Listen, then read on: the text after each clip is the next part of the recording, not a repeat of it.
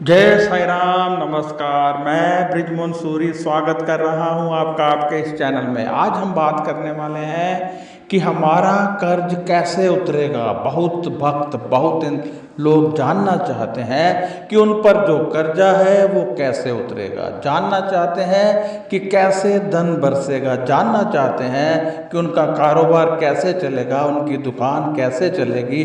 क्योंकि ग्राहक तो आते हैं, सामान देखते हैं, चले जाते हैं, पैसा कमाया जाता है, घर में आता है, टिकता नहीं है, कर्जा बढ़ता जा रहा है। आज हम आपको बताएंगे कि ये कर्ज मुक्ति कैसे होगी। आज हम आपको बताएंगे कि आपके घर में पैसा कैसे टिकेगा। देखिए, एक तो दीपावली का अवसर होता है, जब आप कोई टोटका करते हैं तो आपको पूर्ण रूप से लाभ होता है। उसके बारे में मैं 1-2 दिन में वीडियो डालने वाला हूँ, बताने वाला हूँ कि दीपावली पर आप अपने निवास पर क्या रखें जिससे आपके पास धन की बारिश हो। बहुत आसान सा, बहुत कम पैसों में होने वाला टोटका मैं आपको उस समय बताऊंगा। परंतु अभी मैं आपको बिल्कुल निःशुल्क आपके करने योग्य टोटका बता रहा हूं, जो आप कर सकते हैं, कभी भी अपने दोस्तों मित्रों को बता सकते हैं। और ये वीडियो यदि आप अधिक से अधिक शेयर करते हैं तो आपको उतना ही लाभ होगा। क्योंकि परमात्मा कहते हैं कि जब आप किसी का लाभ करते हैं, जब आप किसी का फायदा करते हैं, जब आप किसी का भला करते हैं तो आपका भी भला होता है। यदि आप चाहते हैं कि आपको इस टोटके का, इस उपाय का 100 गुना 1000 गुना लाभ मिले तो वीडियो को अधिक से अधिक शेयर कीजिए, लोगों को बताइए कि आप भी ये कीजिए। जब वो करेंगे उनको लाभ होगा तो आपको कमीशन के तौर पर परमात्मा की तरफ से लाभ मिलेगा। तो आप समझ लीजिए क्या करना है। देखिए, आपके निवास पर नेगेटिविटी आती है, इसलिए आपके पास धन टिकता नहीं है। एक तो आपके घर में जितने भी लॉकर हैं उनको खाली मत रखिए, चाहे एक सिक्का उसमें रखिए अवश्य। नहीं है कुछ भी तो ड्राई फ्रूट का एक बादाम का दाना रख दीजिए, नहीं तो एक सिक्का 1 रुपया 5 रुपया अवश्य रखें। खाली किसी सूरत में नहीं रखना है, इससे लक्ष्मी का वास नहीं होता है, राहु का वास हो जाता है। आपके घर में कोई टूटा फूटा सामान आपकी छत पर नहीं होना चाहिए। लकड़ी का पुराना फर्नीचर या कुछ और छत पर यदि है तो वो आपको दरिद्रता देता है, वो आपको आगे बढ़ने नहीं देता है। आपके घर में पूजा रूम में गंदगी नहीं होनी चाहिए।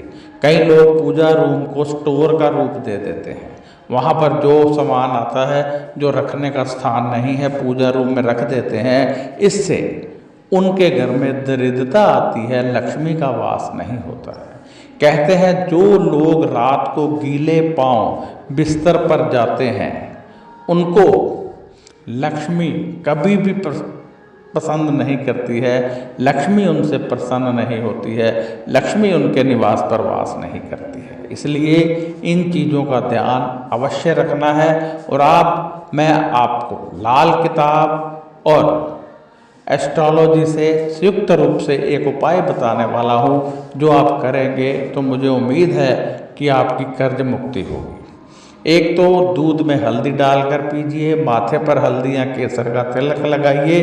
और दूसरा, काले तिल, सफ़ेद तिल और जौ ले लीजिए और इनमें थोड़ा सा सरसों का तेल डाल लीजिए।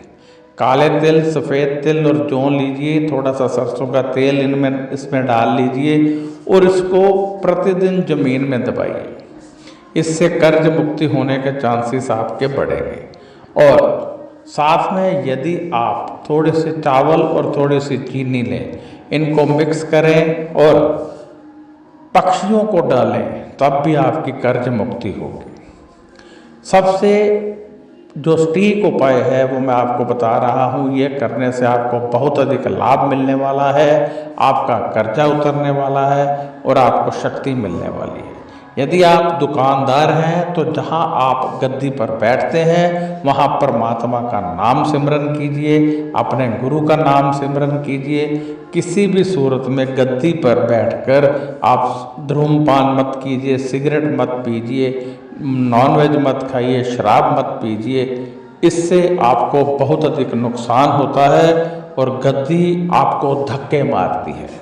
क्योंकि जो हमारी गद्दी होती है जिस पर हम बैठकर कमाते हैं, कुर्सी होती है, चाहे वो नौकरी पेशा व्यक्ति हो, चाहे व्यापारी हो, चाहे दुकानदार हो, वो शिव की गद्दी मानी जाती है और उस पर बैठकर हमें परमात्मा का सिमरन करना चाहिए। जब हम उस पर बैठकर गलत करते हैं, नॉनवेज खाते हैं, जब हम उस पर बैठकर अपने मोबाइल में ब्लू पिक्चर देखते हैं, धूम्रपान सिगरेट पीते हैं, शराब पीते हैं, तो वो गद्दी हमें वहाँ से उठाना चाहती है और हमारा नुकसान शुरू हो जाता है, हमारे बुरे दिन शुरू हो जाते हैं।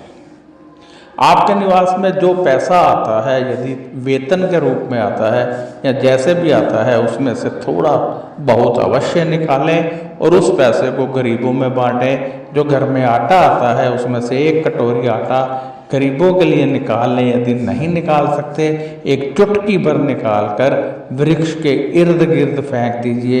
इससे कीड़े मकोड़े खाएंगे और आपका आटा शुद्ध हो जाएगा, परमात्मा का प्रसाद बन जाएगा। जब आप ये सब करने लगेंगे तो आप देखेंगे कि आपकी कर्ज मुक्ति होने लगी है। यदि घर में रोग बहुत हैं तो घर में ज्योत प्रज्वलित करना शुरू कीजिए, परमात्मा की आरती करना शुरू कीजिए। जिस धर्म को मानते हैं उस धर्म के अनुसार अपने घर के पूजा रूम में एक बार अवश्य बैठिए, चाहे 1 मिनट के लिए, चाहे 2 मिनट के लिए, क्योंकि परमात्मा आपका इंतजार कर रहे होते हैं। और जब आप प्रभु के पास जाते हैं तो वाइब्रेशंस जो नेगेटिव हैं आपके निवास में वो दूर होने लगती हैं, पॉजिटिव वाइब्रेशंस आने लगती हैं, जिससे रोग दूर होते हैं, कर्ज मुक्ति दूर होती है, पैसा आने लगता है और सभी तरह के दुख आपके दूर होने लगते हैं। मैं आशा करता हूं कि आपको आज इन चीज़ों से ज्ञान मिला होगा और आप अपनी लाइफ में इसे अवश्य अपनाएंगे। एक बार फिर बता दूं कि यदि आप इसे शेयर करते हैं तो परमात्मा के भजन को दूसरों के पास भेजने के कारण आपको बहुत लाभ मिलेगा और उस लाभ से भी आपको कर्ज मुक्ति होगी, आपका परिवार सुखी होगा। इसके अतिरिक्त यदि आपका कोई सवाल है तो आप व्हाट्सएप कर सकते हैं, और यदि आप अपनी जन्म कुंडली दिखाना चाहते हैं और चाहते हैं मैं बृजमोहन सूरी खुद देखूं, तब भी व्हाट्सएप कीजिए। नमस्कार, खुश रहिए और अपना ध्यान रखिए।